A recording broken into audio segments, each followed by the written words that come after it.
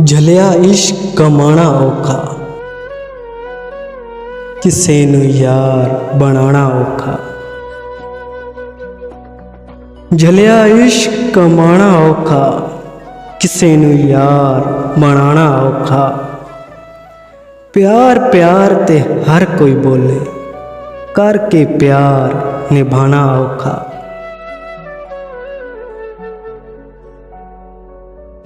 हर कोई दुखां ते हस लैंदा है, किसे दा दर्द वंडाना औखा।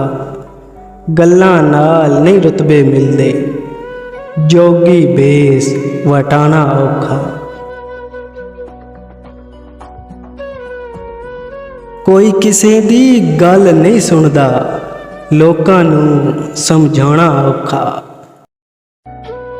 झलिया इश्क कमाना औखा, किसे नू यार बनाना औखा। किसे नू यार बनाना औखा।